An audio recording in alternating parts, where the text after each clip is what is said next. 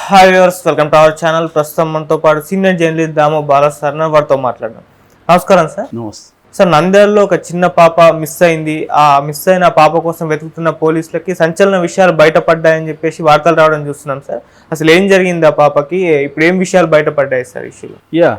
నంద్యాలలో ఒక 3వ తరగతి చదువుతున్న పాప, ఆ పాప మిస్ అయింది. 9 ఏళ్ళు ఆ పాపకి.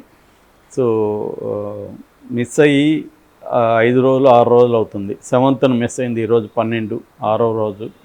సో ఇప్పటికి కూడా డెడ్ బాడీ దొరకలేదు. సో దీంట్లో ఒక 3 మైనర్లు ఇన్వాల్వ్ అయినారని వాళ్ళను అదుపులోకి తీసుకొని ప్రశ్నించారు. సో ఇది ఇప్పుడు మన ఆంధ్ర రాష్ట్రం వ్యాప్తంగా సంచలనాన్ని క్రియేట్ చేసింది. తెలంగాణలో కూడా దీని మీద అందరూ రాస్తున్నారు. ఇది మెల్లమెల్లగా ఒక పెద్ద సంచలన కేసుగా మారే అవకాశం ఉంది. ఓకే, ఏం జరిగింది అనేది చూసినప్పుడు ఈ అమ్మాయి ముత్తుమర్రి అని అంటే నంద్యాల నియోజకవర్గం ఎంపీ నియోజకవర్గంలో నందికొట్కూరు ఎమ్మెల్యే నియోజకవర్గంలో పెండ్యాల మండలం ఉంది. ఆ పెండ్యాల మండలంలో ముచ్చుమర్రి అనే ఒక ఊరు ఉంది. ఆ ముచ్చుమర్రికి సంబంధించి ఒక పాప, ఈ మైనర్ కాబట్టి మనం పేరు చెప్పట్లేదు. సో ఆ పాప మామూలుగా ఎవ్రీడే ఆడుకుంటున్నట్టే. ఆ రోజు సండే, స్కూల్ కూడా లేదు. అందుకని ఇంట్లో ఈవినింగ్ చెప్పి అమ్మ నేను వెళ్ళి ఆడుకుంటానంటే సరే అన్నారు వాళ్ళు. ఈ అమ్మాయి ఎప్పట్లాగే ఫ్రెండ్స్తో దగ్గర ఉన్న ఒక పార్క్లో వెళ్ళి ఆడుకుంటూ ఉంది. ఆ తర్వాత వాళ్ళ ఫ్రెండ్స్ ఇంట్లలో పిలిస్తే వాళ్ళు వెళ్ళిపోయారు. తను వెళ్ళకుండా అక్కడే ఆడుకుంటుంది. ఆ తర్వాత కనిపించలేదు, ఇంటికి రాలేదు. సో ఇంట్లో వాళ్ళు కంగారు పడ్డారు. ఏమైందని అన్ని చోట్ల వెతికారు. వాళ్ళ ఫ్రెండ్స్ని అడిగారు. లేదు, మేము కాసేపు ఆడుకున్నాం, తర్వాత మేము వచ్చేసామని చెప్పారు. దాంతో వాళ్ళు ఊరంతా వెతికి ఇంకేం చేయాలో తెలియక ముచ్చుమర్రి పోలీస్ స్టేషన్లో కంప్లైంట్ ఇచ్చారు. కంప్లైంట్ ఇస్తే వాళ్ళు మామూలుగా పోలీసులు ఏం చేస్తారు, మిస్సింగ్ కేసుగా నమోదు చేసుకొని వాళ్ళు కూడా పెద్దగా దీని మీద పట్టించుకోలేదు. దాంతో వీళ్ళు బంధువులు అంతా కలిసి కలెక్టరేట్ ముందుకు వచ్చి ఆందోళన అవన్నీ చేశారు. ఈ లోపల అక్కడ విజయోత్సవాలు జరుపుకుంటున్న బైరెడ్డి శబరి, ఆమె నంద్యాల ఎంపీ, ఆమె దృష్టికి ఇది వెళ్ళింది. వాళ్ళది కూడా ముచ్చుమర్రి గ్రామమే. సో తన సొంత ఊరిలో ఒక అమ్మాయి మిస్ అయితే, ఒక బాలిక పట్టించుకోకపోతే తనకు చెడ్డ పేరు వస్తుందని చెప్పి ఆమె సీరియస్గా తీసుకొని డిఎస్పికి కంప్లైంట్ ఇచ్చింది. డిఎస్పిని పిలిచి, కలెక్టర్ని పిలిచి చెప్పింది ఈ విషయాన్ని సీరియస్గా తీసుకోండి అని. దాంతో డిఎస్పి శ్రీనివాసుల ఆధ్వర్యంలో ఒక టీమ్స్ ఫామ్ అయినాయి, పోలీస్ టీమ్స్.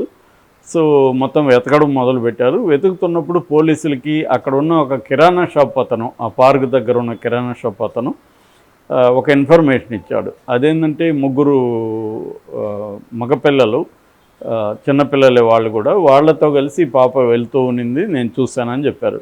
ఆ 3 ఎవరు అని ఎంక్వైరీ చేస్తే అందులో ఒక కుర్రవాడు 6వ క్లాస్ చదువుతున్నాడు, 12 ఏళ్ళు. ఇంకొక 2 పిల్లలు 10వ క్లాస్ చదువుతున్నారు, వాళ్ళకి 15 సంవత్సరాలు. సో 12 సంవత్సరాలు 15 సంవత్సరాల 2 కుర్రవాళ్ళు, మొత్తం 3. ఈ 3తో ఉందని చెప్పి ఆ 3ని తీసుకొని వెళ్ళారు. వాళ్ళు ఫస్ట్లో లేదు, మేము కాసేపు ఆడుకున్నాం, మళ్ళీ ఏమైందో మాకు తెలియదని బుకాయించారు. అందులో ఒక కుర్రాడు మాత్రం మరి వీళ్ళు పోలీసుని చూసి భయపడ్డా ఏం జరిగింది కానీ వాడు మొత్తం డీటెయిల్స్ చెప్పాడు. వాడు చెప్పిన దాని ప్రకారం ఏంటంటే, ఈ అమ్మాయి ఇలాగ ఉంది, మేము ఆల్రెడీ సెల్ ఫోన్లో, మా ఫ్రెండ్ సెల్ ఫోన్లో పోర్ను చూసి అలవాటు మా 3కు ఉంది. అలా పోర్ను చూస్తూ మాకు దీన్ని ప్రయోగించాలి అనుకుంటున్నాం, ఎవరైనా దొరుకుతారని అనుకుంటుంటే ఈ పాప కనపడింది మాకు. సో ఈ అమ్మాయితో ఈ పనులన్నీ చేద్దామని మేము అనుకున్నాం. సో ఆ అమ్మాయిని తీసుకెళ్ళి ఎత్తిపోతల అప్రోచ్ కాలువ పక్కన పంప్ హౌస్ ఉంది. ఆ పంప్ హౌస్ దగ్గర అయితే జనం ఎవరు ఉండరని అక్కడికి తీసుకెళ్ళాము.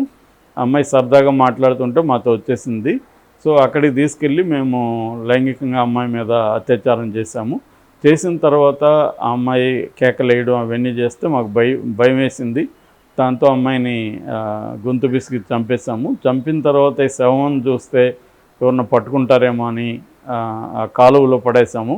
కృష్ణానది కాలువ ఉంటుంది, ఆ కాలువలో పడేసాము అనేది వాళ్ళు చెప్పారు. సో ఇప్పుడు ఆ కాలువలో పోలీసులు వెతుకుతున్నారు. దీని పెద్ద ఎత్తున విజయవాడ నుంచి గజ ఈతగాళ్ళని ఒక 30 మందిని రప్పించారు. వాళ్ళు వెతుకుతున్నారు. ఇక ఎన్డీఆర్ఎఫ్ అంటే ఎస్డీఆర్ఎఫ్ అంటే నేషనల్ డిజాస్టర్ రిలీఫ్ ఫోర్స్, వాళ్ళు కూడా దిగారు రంగంలోకి, వాళ్ళతో కూడా చేయిస్తున్నారు. అట్లాగే డాగ్ స్క్వాడ్ని తీసుకొచ్చారు. డాగ్ స్క్వాడ్ ఏం చేసిందంటే ఈ పార్క్ దగ్గర కొంత దూరం వెళ్ళినాక అక్కడ వచ్చి ఆగింది. అక్కడ క్షుద్ర పూజలు ఏదో చేసినట్టు కనబడుతుంది. అక్కడ ఈ అమ్మాయి బట్టలు ఉన్నాయి. దాంతో ఇప్పుడు జనాలకి ఏంటంటే డౌటు, ఈ పేరెంట్స్ కూడా ఏమైనా ఇన్వాల్వ్ అయ్యారా, క్షుద్ర పూజలు పిల్లలు ఎందుకు చేశారు, ఇవి తెలియట్లేదు. ఇంకా పోలీసులు 6 రోజులైనా కూడా దీన్ని ఇప్పుడు బ్రేక్ చేయలేకపోతున్నారు. దీని మీద అయితే లోకేష్ సీరియస్గానే రియాక్ట్ అయ్యాడు, కలెక్టర్కి ఫోన్ చేస్తాడని చెప్తున్నారు. చంద్రబాబు కూడా సీరియస్గానే రియాక్ట్ అయ్యాడు. పవన్ కళ్యాణ్ అయితే దీని మీద ఇప్పటివరకు ఏం రియాక్ట్ అయినట్టు కనబడలేదు. ఇంకొంతమంది ఏం చెప్తున్నారంటే ముగ్గురు కాదు మొత్తం 4 అబ్బాయిలు అనేది కూడా కొంతమంది ఊర్లో చెప్తున్నారు. పోలీసులు ఒక అబ్బాయి రాజకీయ నాయకుడు కొడుకు కాబట్టి వాడిని కాపాడుతున్నారు, తెలుగుదేశం నాయకుడు కొడుకు, అందుకని వాడిని పక్కకు పెట్టేసి ముగ్గురినే చెప్తున్నారు, 4 ఉన్నారు అనేది వాళ్ళు చెప్తున్నారు. సో ఏదేమైనా డెడ్ బాడీ అయితే ఆ కాలువలో మరి కొట్టిపోయిందా, నిజంగానే కాలువలు వేసారా వీళ్ళు అన్న డౌట్ కూడా ఊర్లో వాళ్ళు ఎక్స్ప్రెస్ చేస్తున్నారు. కాలువలు వేస్తే దొరకకుండా పోయే ప్రసక్తి లేదు, వీళ్ళు వేరే చోట పెట్టి కాలువ అని చెప్తున్నారు, అబద్ధాలు చెప్తున్నారు పిల్లలు అనేది కూడా చెప్తున్నారు. పిల్లలు అబద్ధం చెప్పరని ఏం గ్యారంటీ లేదు, పిల్లలు కూడా అబద్ధాలు చెప్తారు. ఇవాళ అందులో వీళ్ళు స్మార్ట్ జనరేషన్, వీళ్ళు సెల్ ఫోన్ వాడి ఈ స్థాయిలో ప్లాన్ చేసుకొని అమ్మాయిని అత్యాచారం చేశారంటే ఈ కుర్రాళ్ళు మామూలు వాళ్ళు కాదనేది మనకు అర్థమవుతుంది. సో ఇది ఇప్పుడు రాష్ట్రానికి కుదిపేస్తుంది. మొన్నటి వరకు వైసీపీ పాలనలో ఘోరాలు జరుగుతున్నాయి, నేరాలు జరుగుతున్నాయి అనేది మాట్లాడారు. ఇప్పుడేమో ఇట్లాంటివి ఇక్కడ కూడా తెలుగుదేశం వచ్చినా కూడా ఇది 4వ కేసు 5వ కేసు ఇలాంటిది. ఆ మధ్య కూడా ఒక రైలు పట్టాల మీద శవం ఉంది, అనిత కూడా వెళ్ళింది, ఇవన్నీ చూసాం మనం. ఇప్పుడు అనిత నియోజకవర్గంలో కూడా మొన్న ఒకటి జరిగింది. సో ఇది ఏంటంటే నేను ఇంతకుముందు కూడా జగన్ ప్రభుత్వం ఉన్నప్పుడు కూడా చెప్పాను, ప్రతిదీ ఎక్కడే సంఘటన జరిగినా ప్రభుత్వందే బాధ్యత అని జనరల్గా అంటాం, కానీ అదంతా ఈజీ కాదు. ఇప్పుడు ఈ కేసులో ఉంది, ఈ కేసులో ప్రభుత్వం జరిగినాక దీని మీద ఎట్లా ముందుకెళ్తుంది అనేది ఇంపార్టెంట్. అది కరెక్ట్గానే చేస్తున్నారు. ఆమె శబరి కూడా ఇమీడియట్ రియాక్ట్ అయింది, చేస్తున్నారు.